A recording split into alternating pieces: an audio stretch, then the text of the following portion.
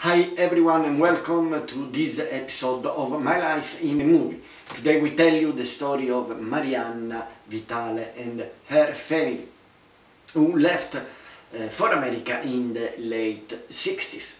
It's a wonderful story in which are involved many persons and many situations.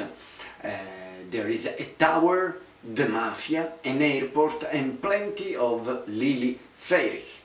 We are proud to tell the world the story of many Sicilians who were forced to emigrate looking for a better life.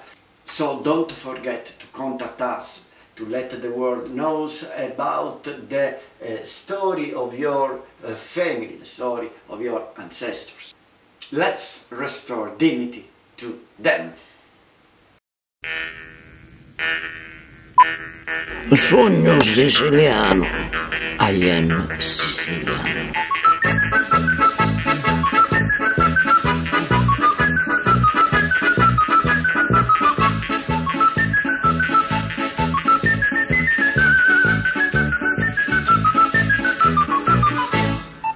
Sicily, in the province of Palermo, a town near the sea. Here is a tower, built in the 16th century, which warned the Sicilians of the pirates' attacks. It is called Torre del Mulinazzo. The whole coastal perimeter of Sicily presents these towers that at that time communicated with each other about the imminent danger through fire and smoke signals. The centuries pass, the pirates are gone, and the tower of the Mulinazzo is found immersed among the fragrant tangerines, lemons, olive trees, and vegetables of Sicily, and close to a marvelous cliff. The pirates, a tower, the sea, and the tangerines. A fabulous place, isn't it? And as in all fairy tales, unfortunately, even in this one, the bad man arrives. And that's how the Mulinazzo Tower, with all its tangerines, its fairies, and its princess, is imprisoned, and today remains only an unreachable dot, visible only in the distance, either throughout iron grates or from a distant beach. Dove c'è l'aeroporto? Sì. Ma come era prima? In che senso? A Garbino era prima. Erano tutti terreni coltivati a limone. No, a limone dove c'era la corte non c'era. They were all land cultivated with olive groves and vegetables. It was a wonderful cliff. Then they built the airport, and these cut Chinese legs we remained like the man without legs.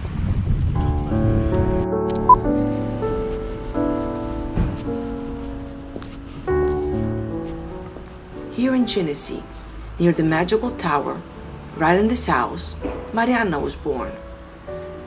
Our fairy tale woman, who still didn't know that she was one. She was born here, but spent her childhood in the street, in her beloved grandfather's house.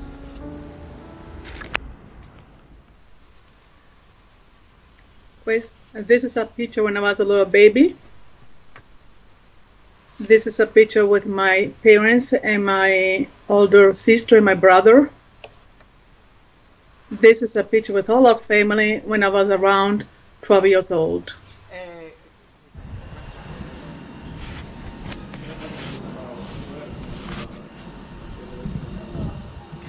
This is outside my grandpa's house.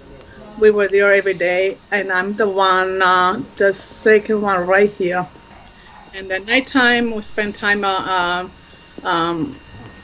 grandpa was a storyteller, and he would tell us all kinds of stories to us children around the fireplace. Well, it was a braciera, which was a homemade fireplace.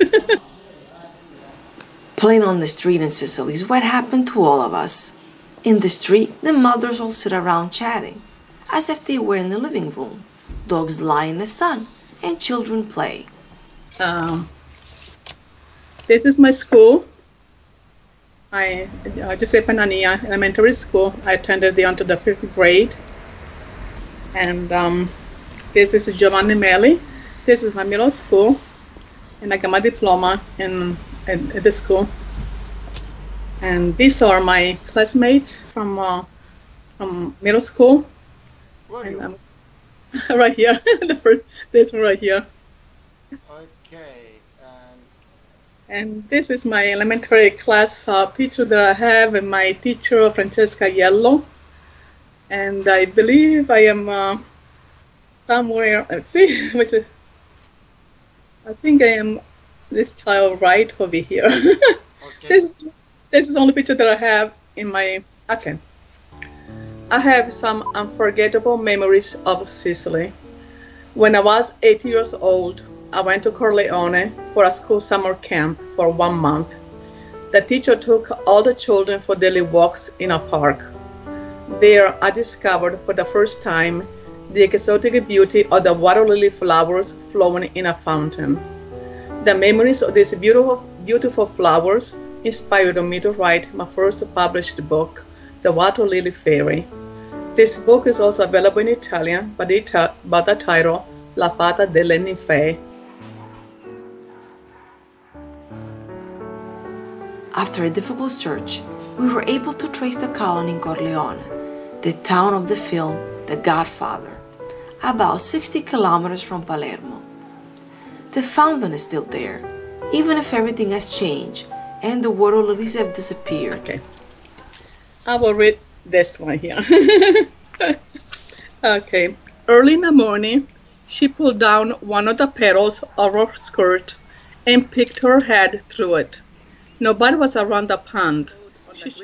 But what will remain forever impressed in the mind of our Marianna, besides the water lilies fountain of Corleone, is the sea and the land of Cinisi. And above all, a place which in the head of the small and lively Marianna crystallizes forever, the tower in the district of Mulinazzo, where the family had a land and where Marianna spent her happiest days. A tower that in a child always triggers a flood of emotions, kings, princesses, and witches, and where Marianna spent her happiest days.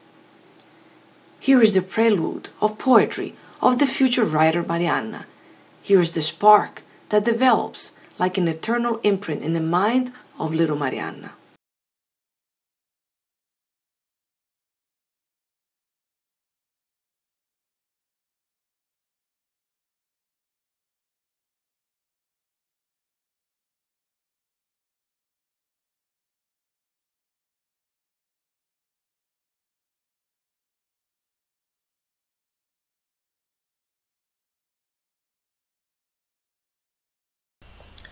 My father owned 1 acre of land at Mulinazzo. My father, besides caring for his own properties, would take a parcel of land on lease, where he planted a variety of vegetables for many years. We lived off the income of this produce. Also, he leased acres of olive groves and almond trees.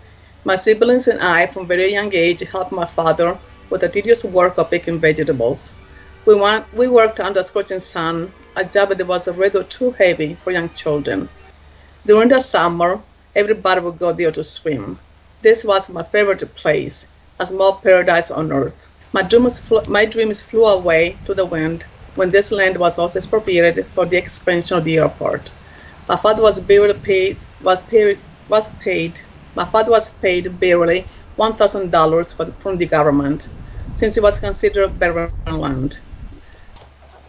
This is my grandma here in the Mulinazzo town in the rural house. They had a stable with animals, with cows, and this was an outdoor kitchen which was cooking every day in the summertime. And this is my grandpa when he was when family picture we had with my dad and all our family, my mom and all our family. And this is my grandpa here in Mulinazzo with a carretto. He was young. Vi ricordavate quando sono stati espropriati i terreni a Torre del Mulinazzo? I terreni? Sì. Ci vediamo stato tu terreni. My mother lost 2 hectares of land, and I was forced to go to work in Germany. The land was expropriated in the 60s, and the airport was built in the 70s. Ah, pure a lei. Ed è rimasto qui a... They also took away the land from us. Did you leave? No, I stayed. I found a job and I stayed, but many were forced to leave. The land was taken with little money. Allora c'era il carisma del paese. C'era il pupillo, chiamiamolo così. In those days there was the boss who was in charge of everything, and nobody rebelled against the expropriation. The land expropriated to make the airport means that the family has lost practically everything, and Papa Peppino decides to leave his homeland and try the American adventure, the dream of a new life, a better life. Then you pack your bags, plan the mystery, find yourself brave. Papa Manzella must have had a great courage, but above all, a great love for his family. We have to go. We have to do it. We have to create a future for our children. That was what he said to Mama Agata. As I write the story, I think of the courage that this man must have had, and I admire him. I admire you, Peppino Manzella. It was January 4th, 1969, when the transatlantic Michelangelo welcomed his whole family and brought them to America, the dream of a new life, the world that suddenly changes. Marianna Manzella is a woman who was stolen from this land, but Sicily is a mermaid whose song you will never forget. Marianna was little more than a child, and as a child lived a long journey between charm, fear, and exploration. A ship that took her away from her friends, from her street, from her sea, from her habits.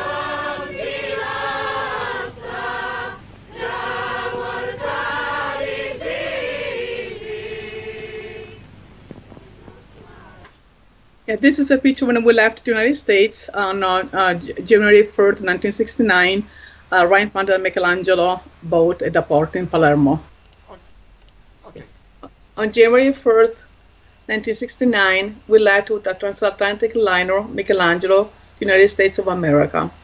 On this dark night, I remember moving further and further away from my beloved Sicily. I waved goodbye from the deck to all our loved ones. And being young, I didn't understand what I was leaving behind and what my future would hold. This was my first trip ever. We were in the second-class cabins. They were located below, immersed in the ocean water. This caused me intense fear. There were all tables full of tables at all hours and huge quantities. Allowed to visit the library, read books. In my town in those days, there was no library to satisfy the hunger for books for myself and children like me. There I bought my first book that I still kept to this day, La Signora delle Camelie by Alessandro Dumas. During the day, I would love to go to the movies and at night to the dance floor. We were entertained by music and dancers dressed in elegant evening attire. This is the book that I bought in Michelangelo boat, La Signora delle Camelie.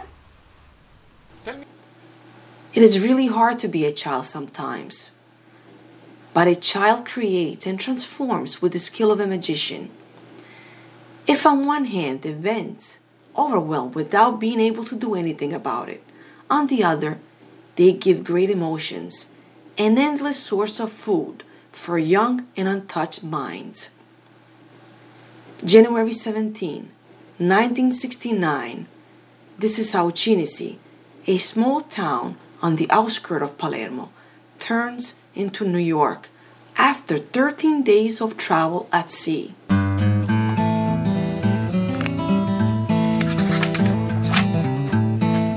Okay.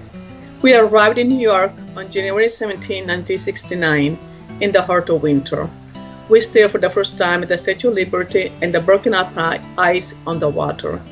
Before disembarking, a journalist interviewed my parents, being perplexed on the purpose of our trip with a large family of 7 children. He took many pictures of our family, which he was to post in a local newspaper, but we never got to see them. My first memory in New York was a large pepperoni pizza somebody offered us to eat. Right after, we took the train to St. Louis, Missouri. During the ride, I looked at the vast farms and the red barns and wondered if there were any mountains. The thought of them brought tears to my eyes. I was already missing waking up to the view of the beautiful mountains in my town. In the morning, we woke up hungry. A gentleman, African American, asked us some questions, but we didn't know one word of English. Soon he showed up with our first American breakfast, toast and jelly for 9 people. We were forever grateful for this kind gesture. On January 18, 1969, we arrived in St. Louis, Missouri, welcomed by my Uncle Paul, his wife Josephine, and my loved cousins. They opened the door of their small house on 6812 Virginia Street with only 3 rooms. We made the best of our circumstance by sleeping on mattresses lying on the floor for 1 month. Immediately, they helped my father find a job in a pasta factory, and my mother in a factory sewing men's clothes. Within a month, they helped us find a house on 5042 Alabama Street, which my father purchased. Many relatives, friends, neighbors, and people from the Italian community helped us, including the Catholic Church, Santa Cecilia, by allowing my younger sisters and brother to attend school without paying tuition. Several years later, my father missed his native country and decided to go back home with the family. My older sister, who was already married, remained in St. Louis with my older brother. I was already engaged and decided to get married right after we arrived in Sicily. My husband and I. So our Marianna returns home, but with clear ideas. We get married and come back for a better future. This is the mother church of Cinisi, where the marriage took place. And soon after, Marianna and her husband return to America for a better future. She becomes a grandmother, and at age 50, the emotions of a lifetime, which is the sea, the tower of the Mulinazzo, the water lilies of the summer colony, the cultivated land, the street outside the grandfather's house, the stories told by the grandfather, the parties with friends and relatives, the trips with the ship, the pain of abandonment, all together become a source of poetry. Marianna starts writing stories for children, inspired by her grandchildren. Fairies and dreams come into her life. Marianna has recently finished writing a book in 3 languages, Italian, English, and Sicilian. It is no longer a book for children, but is a kind of autobiography and other true stories, funny and full of humanity and Sicily. A real written museum of memory. Long live life. That's the first interview. I thank you so much for the interview and for this opportunity and for the honor. Thank you. I send a big kiss and all my love to Sicily, my own country, Italy, to all my loved ones in there, my family, friends, relatives, and to all Sicilian Italians and whoever's listening. Thank you and a big kiss. Vi saluto a tutti. Ciao ciao. Ciao, ciao. Bacio. Ciao ciao. Grazie. Thank you.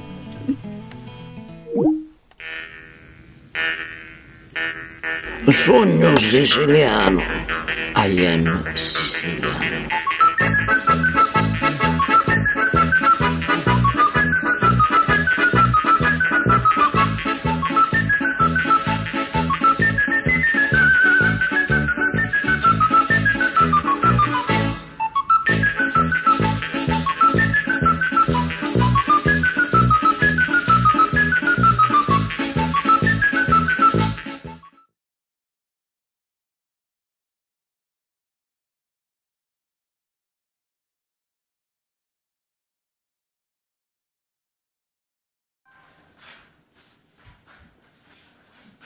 Hello everyone, I'm Giovanna Battaglia, and I'm Sicilian, but I was born and lived several years in America, but the love for Sicily brought me back to this island. I am dedicating a good part of my life to the diffusion of the cultural, customs, and habits of my population. I'm doing it together with my illustrious colleagues of the Cultural Department of Smashing Sicily. We support ourselves with the love of those who follow us. And I'm asking you to make a donation in order for us to continue to live and for you to continue to watch us. Go to www.smashingsicily.com on the support page or contact us. It's very simple. Thank you very much and hope to hear from you soon.